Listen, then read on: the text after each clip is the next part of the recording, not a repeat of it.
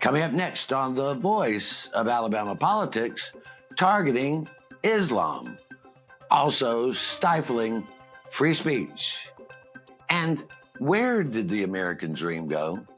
I'm going to end up working in a lumber yard the rest of my life. What's wrong with lumber? I own 2 lumber yards. I notice you don't spend too much time there. It's still here. It's just been neglected. And there is hope. All this and much, much more coming up next on The V.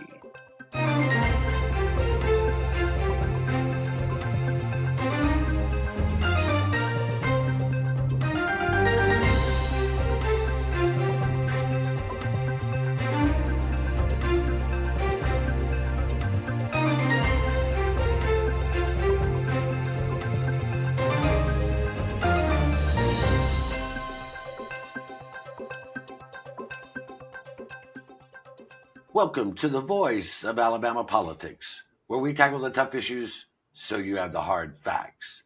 I'm your host, Bill Britt, and as always, I'm joined by Susan Britt, research guru extraordinaire, and Josh Moon, the best-dressed man at his house.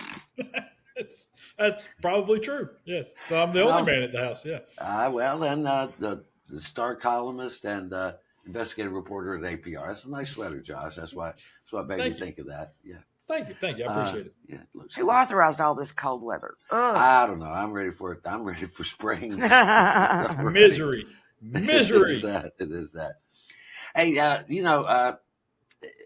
talking about chickens come home to roost. This past Monday, the University of Alabama suspended 2 student-run magazines. One was Alice, and the other was 1956, and it had to do with President Trump's initiative to destroy diversity, equity, and inclusion in the United States, because we don't want to be diverse. We don't want to be equitable or inclusive. We want to be plain old white folks kicking ass. White men. White men, that's it. Men, right? yeah. Men, White men. Yeah, Susan, it's just a damn shame, it's right? a damn shame. I mean, one of the magazines represented the black population at school and things that they needed and encouraging things and information they needed to know. The other one was basically targeted at young women and things they needed to know and helpful tips and fashion and so forth. So, all of a sudden the Department of Justice thought that was a big concern, although there have been no complaints, no disturbances, nothing at all to cause this to happen other than they don't like it. Josh, this is just more of the same. We cannot have anything that offends white straight men, so I guess some white dude with pink face or orange face or something got offended at these magazines. God forbid, right? Yeah, honestly, I don't even think they offended anybody. That's really not really the purpose of these magazines. Was they weren't writing out anything all that controversial. I don't believe.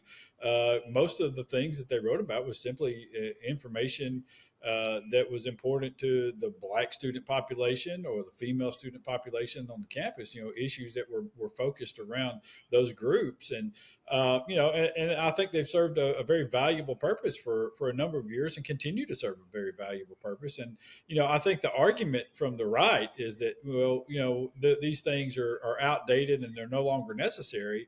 Well, the fact that you're eliminating them is kind of proof of otherwise. That you're targeting and eliminating these things is proof that there is still a targeted effort to keep certain folks silent, to make sure that information isn't shared among certain groups of people, to make sure that they don't have a form of communication that helps them to be better informed about their options and about things that are going on the campus.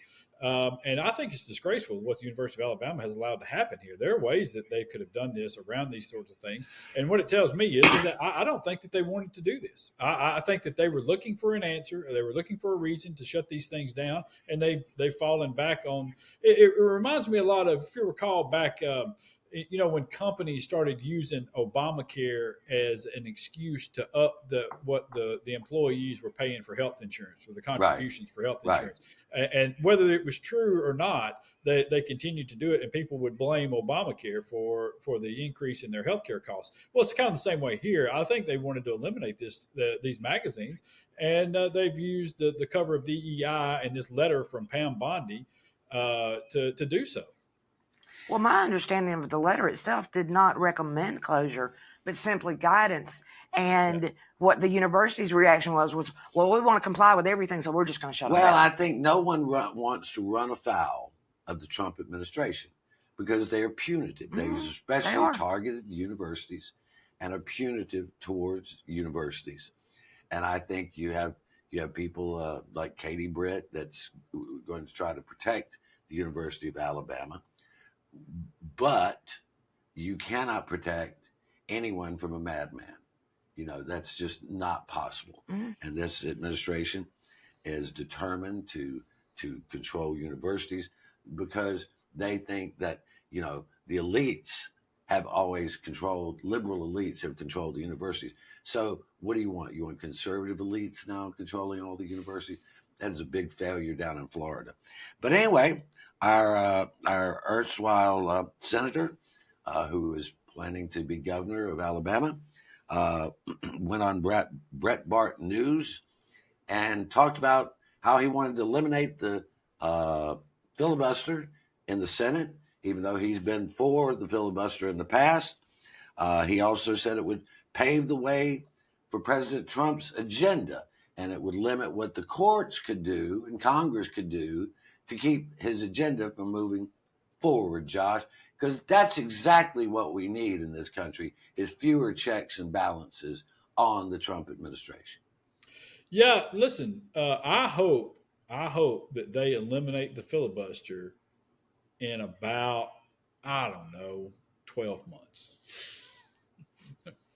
That's when I hope they eliminate the filibuster. I hope in about 12 months they eliminate the filibuster. And because I think that we've all seen what's kind of coming. We have an economy in shambles. We have people who are very, very unhappy with the way the immigration rates have gone. We have people who are very, very dissatisfied with this president, who is probably the most unpopular president in the history of this country at this term of his presidency. And he's managed to do this and create these feats in less than a year. And so I think that what's coming in the midterms is going to be a particularly ugly scene for Republicans in both houses.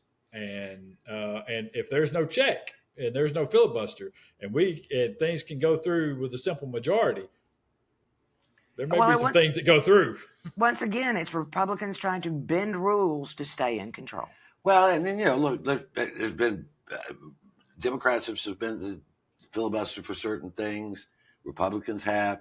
But to eliminate it altogether, I think is a mistake. I think I'll say this. I think that what should happen with a filibuster is going forward, there should be no automatic filibuster on things. Right. I think that if you want a filibuster, you got to stand up there, pee in the jug, as a former lawmaker in Alabama did at one point, and hold court. You've got to do what Cory Booker did. You've got to stand there and speak for as long as you want to hold the filibuster, and you've got to hold the folks in check.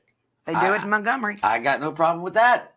You're watching the voice of Alabama politics. We'll be right back.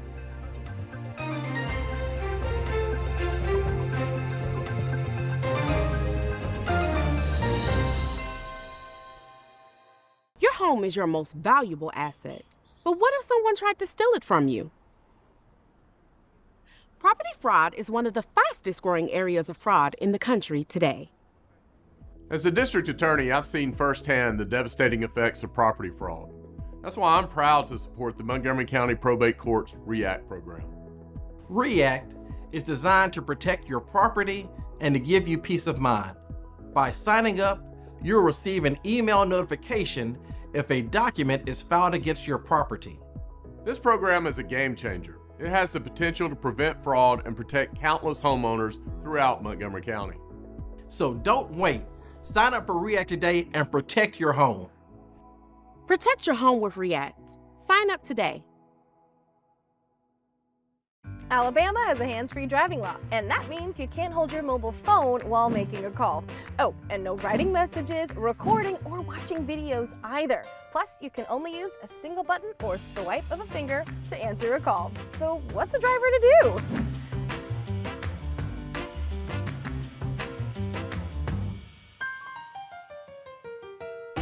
Alabama's hands-free driving law is in effect. Follow it.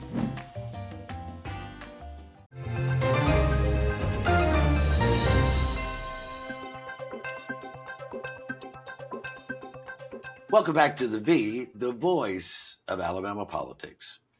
You know, I think there's going to be a through line theme of this show, and that is free speech. Mm-hmm.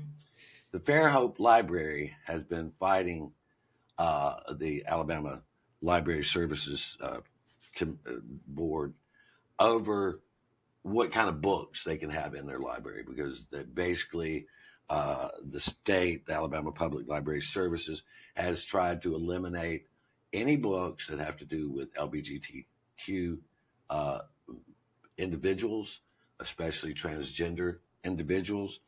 And Fairhope has been the most resistant of the libraries, so much so that they have defunded them. The state has defunded them. Yet, Susan, the people of Fairhope, along with a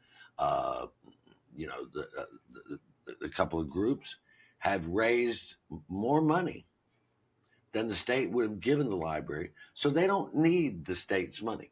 And that is a form of protest that is very, very, very important. It's so wonderful to see people starting to fight back. The organizations are Read Freely Alabama and Every Library Institute, which delivered, as you can see, a $42,000 check. 70% of that money came from within the state. Yeah. This is not where some outside influence is coming and trying to control our libraries. This is the people in the state of Alabama around that area saying, enough. You're not going to control our libraries. And two of the books that they are calling sexually explicit in the teen section, one is called Soul, which is about surviving human trafficking. And the other one is called The Hate You Give, which is it's a widely praised book addressing police violence. Yeah. You know, so why are they wanting to suppress these books? You got to ask yourself. Josh, money is free speech, we know now. And they spoke loudly in Fairhope. You know, this reminds me of how, once Elon Musk went all MAGA, how people fought back against that by not buying Teslas, which has deeply hurt that company, even though, he's still mega rich, but it made a dent in their sales. And this is the same kind of protest that people can do. Yeah, it is. It's a shame that it has come to this. I'll say that, and such funding is historically, kind of unreliable. Whereas state funding, which they should absolutely still be receiving, because let's be clear, the folks at Fairhope have done absolutely nothing wrong. They've done nothing wrong whatsoever. They've not. The only thing that they did was say, it's a book. We're a library. We're going to offer books. I mean, it just is. It's so stupid what they're talking about. And they've been in this fight, and they refuse to bend a knee to John Wall and the folks on the library board. And so this is punishment. This is punitive decision making. This is again flowing from the top, from the Trump administration. There's everybody wants to be in the Republican Party now wants to be a mini Trump, because they believe that acting in the way that he does makes them seem tough and macho or whatever. When actually, it's I believe it's the Taylor Swift line is the smallest men who ever lived, and these are more of the smallest men who ever lived right here. They're punishing people for offering books like The Hate You Give. I mean, my God, what kind of cowards have you got to be afraid of the book, The Hate You Give? I mean, it's an atrocious situation that we have allowed ourselves to slip into with this. And I cannot believe that there are Republicans in this state out there that condone this behavior. I really, it's astonishing to me, and it makes me honestly, it makes me think so much less of some of the folks who are on the Republican side and who have stood silent while this sort of crap is happening. And it is the fact that they stand silent because they are afraid of the bullies. Yep. They are afraid of their base. They're afraid of the bullies. I wanted to go back just for a second and Coach Tommy Tuberville, once again in the Breitbart op-ed, talked about radical Islam and how we needed to throw Islam Muslims out of the country, and echoing the same things that Donald Trump has.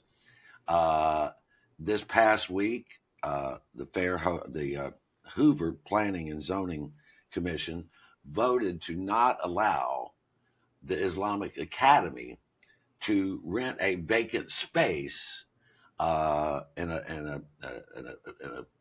park, an industrial park, or is more of a, not industrial in the sense they build stuff there. There's going to be more of a tech park. Yeah, tech park.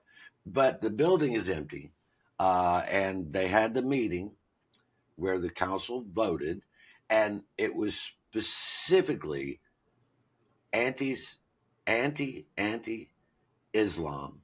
It was the phobia surrounding being a Muslim was plain to see, yet they did it under the guise of zoning. Now, you don't have to go back too far in history to know that zoning has been used to discriminate against all types of groups. Now, they're targeting Islam in this case, and it is just hysteria that is, this is America. You have a right to your own religion or have no religion, whether it's Islam, Christendom, Buddhism, whatever ism, or none at all, Susan. Yeah. But they are going after Muslims. They are. For no other reason than their faith. Exactly. I mean, it's federally illegal for them to do this. They did it anyway under the guise, as you said, of zoning and traffic concerns. Well, how many times have you heard that? Traffic concerns. Really? I mean, they're targeting them deliberately. Now, this organization has pulled back. They're not going to fight this, but they're going to try to work with the city to see if they can work something out, because they don't, being peaceful people, they don't want to cause further conflict here. I mean, Josh, we lump every Muslim in with all the terrorists that have happened. I would hate for them to judge every Christian by the holy wars. Well, I mean, you don't even have to go back that far. I mean, we could find some abortion clinic bombings, and we could find some. There was a great big federal building in Oklahoma City, I believe, as well. And I just they can say whatever they want to say, but the signs that they all held up at the meetings told you a different story, where they talked about fighting the 100-year plan and not becoming Dearborn, Michigan, and those sorts of things. And they were fighting against the religion itself, and it's bigotry. It's plain old bigotry is all it is, and it's really what it says is these people are ignorant. Okay, and that's it. When you hold up those signs and you do these sorts of things and you say these sorts of things out loud, you're an ignorant person. You're an ignorant person of the realities of, first of all, you have no self-introspection about your own religion and the problems that have come from people who practice it. And therefore, you're wanting to apply the small minority of Muslims who have done something that you dislike and who everybody dislikes, and including other Muslims who have disavowed some of their actions. And you are unwilling to do the same with your own religion. And that's a huge problem. Yeah, it is. And that's a problem that I hope we finally get a governor or some political figures that are willing to address it, but who knows? You're watching the voice of Alabama politics. We'll be right back.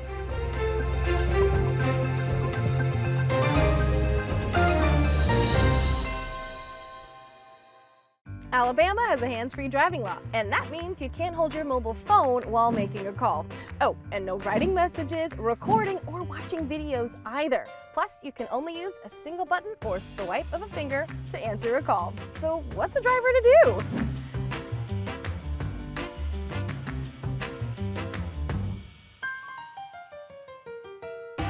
Alabama's hands-free driving law is in effect. Follow it.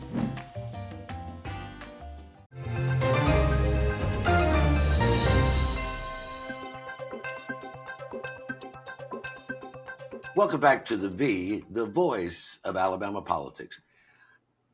Josh, a growing number of Americans, especially younger Americans, no longer believe that achieving the American dream is possible.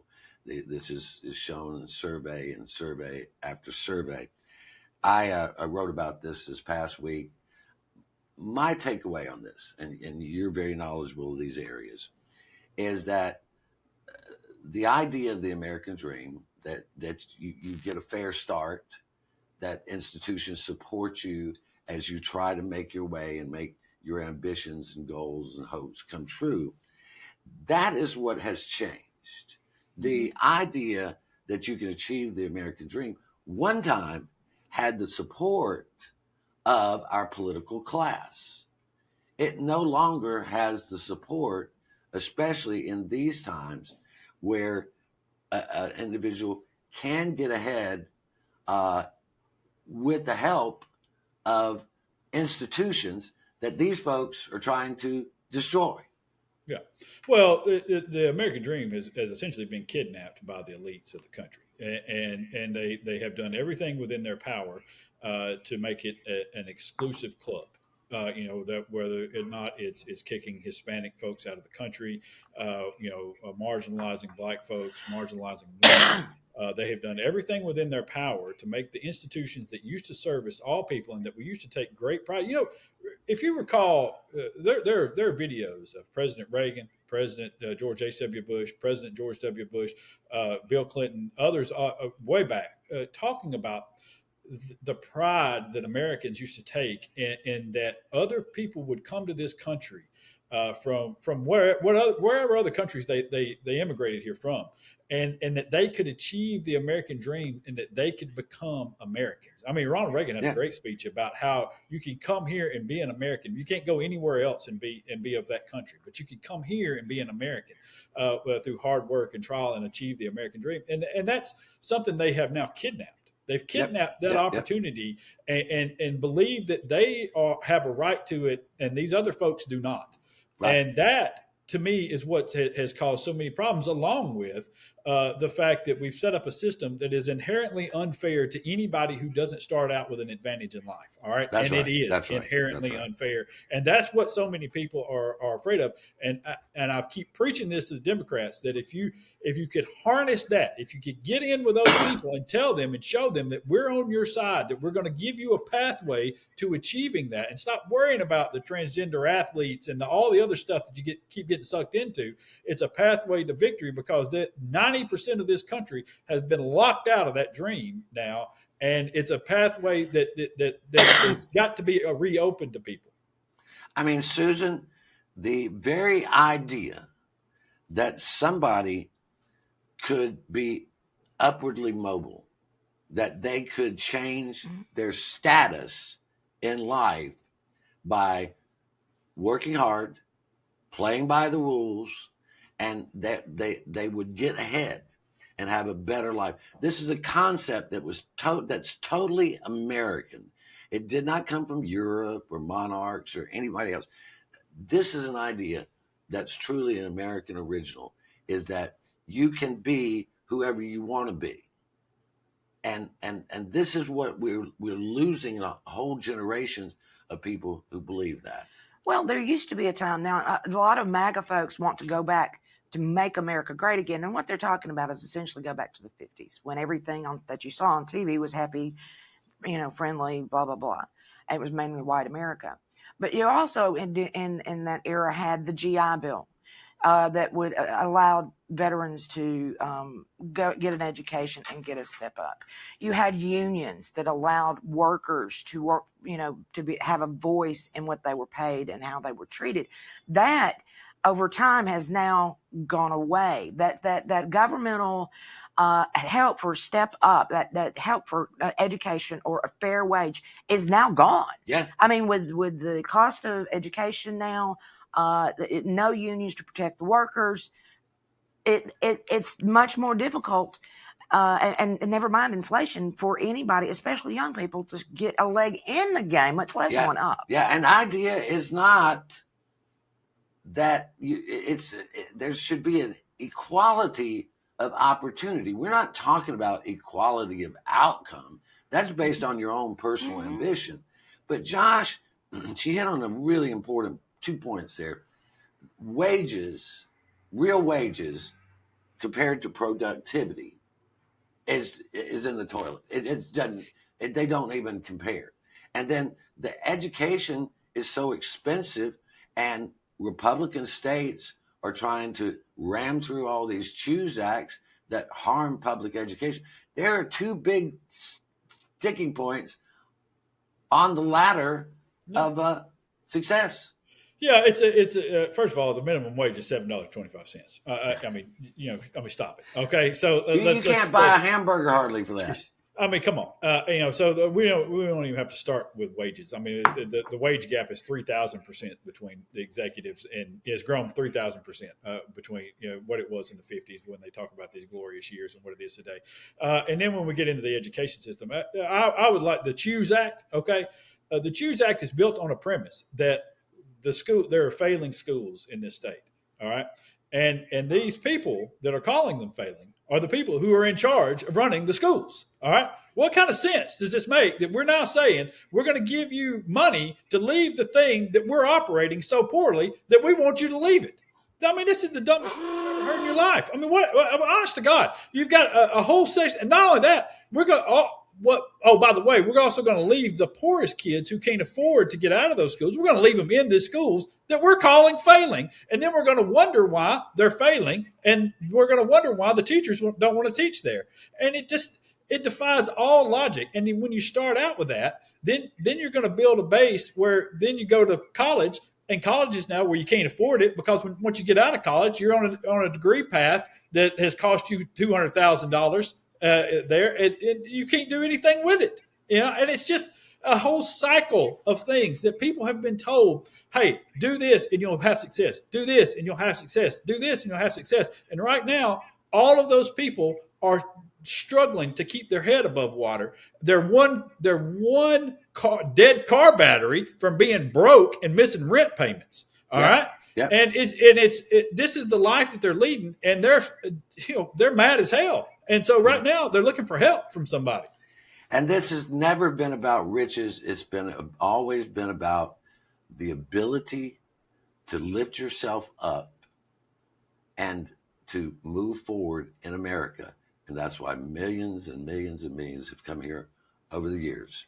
Remember, we are now on digital platforms everywhere. Our main home base is YouTube. You can watch us on YouTube, Facebook, pick up clips on Instagram, Blue Sky, X, anywhere you get your news online, we're there. It's a lot to say. Got to keep things shorter. Anyway, thank you for watching. You've been watching the voice of Alabama politics. You watch us because we watch them.